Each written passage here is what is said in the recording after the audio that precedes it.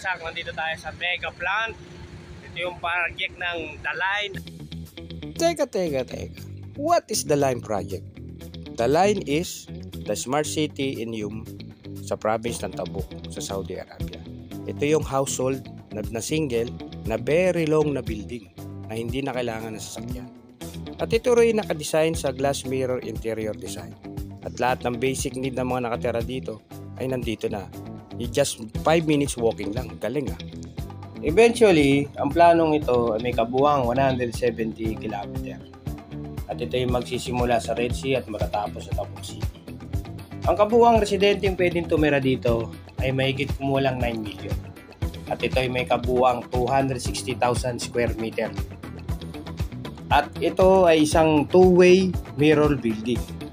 Konting trivia lang tayo mga kasama. Hindi nyo ba alam yung The Line, kung gaano karami ang pwedeng tumira doon sa The Line, ay comparison lang sa kung gaano karami ang mga tao sa Metro Manila na meron lang kabuang 336,000 square meter. Biruin nyo, no? Galing. Dito, bumisita kami dito. At next stop namin, punta kami ng Duba. Ihatid namin itong motor na to.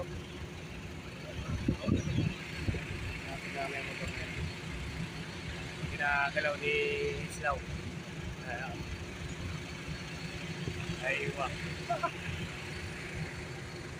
So, ang biyahe namin sa Duba, siguro mga 2 oras or 1.5 o 1 oras. Natin lang namin to.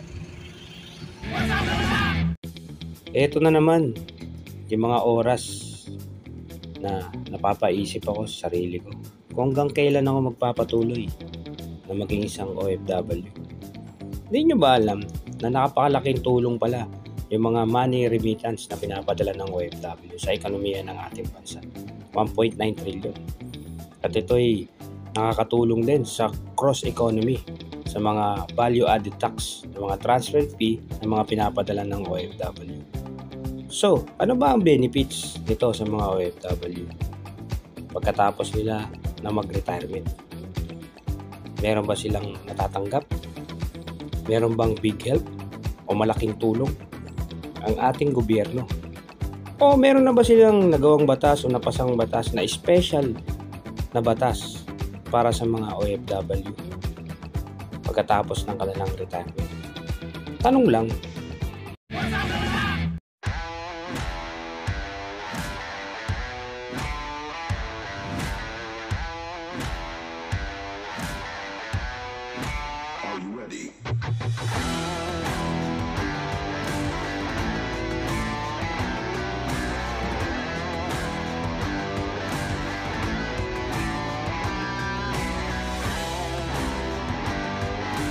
Next morning.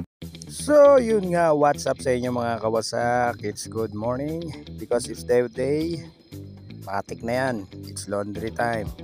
Kahit ganitong day off, kailangan maglaba ng damit kahit wala ng pahinga. So, ganito lang ang buhay namin dito. At katapos niyan, sampay-sampay na lang. Tawag pala sa ginagawa ko ay damit sampay. Lupit ah. Habang tirik na tirik yung araw, mabilis matuyo. After 1 hour, okay na yan. Pwede na tanggalin yan. Yan lang ang simpleng buhay ng isang OFW dito sa Middle East. Katapos ng paglaba, tanghalian, tulog, pahinga, gising, bukas may pasok na naman. So, ganito lang ang daily routine dito namin. Ito pala yung aming bagong accommodation sa Alpada. Kita nyo naman. What a place.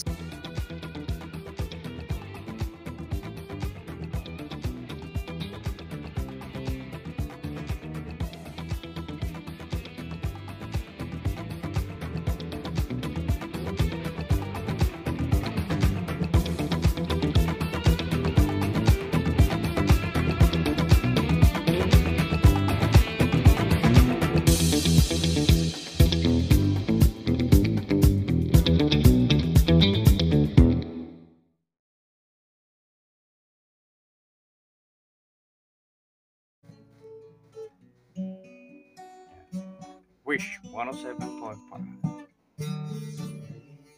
Welcome to our acoustic night here. in Albada. Ang galing mo pala dyan ah.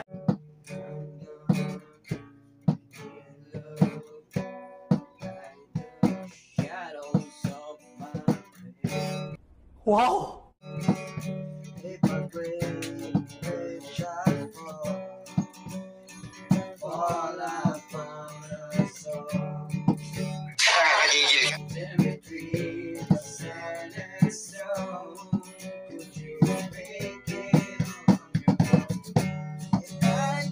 Ay! Yung mga nga mo sumasargo sa tega.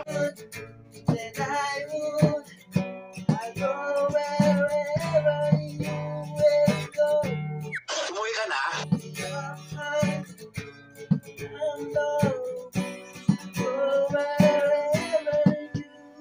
Oh! No!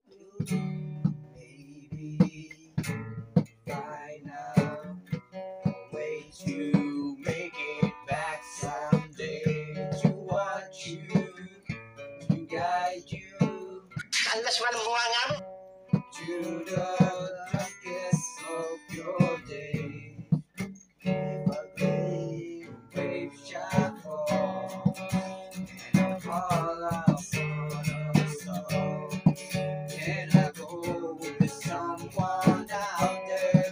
Madal-dal ka eh.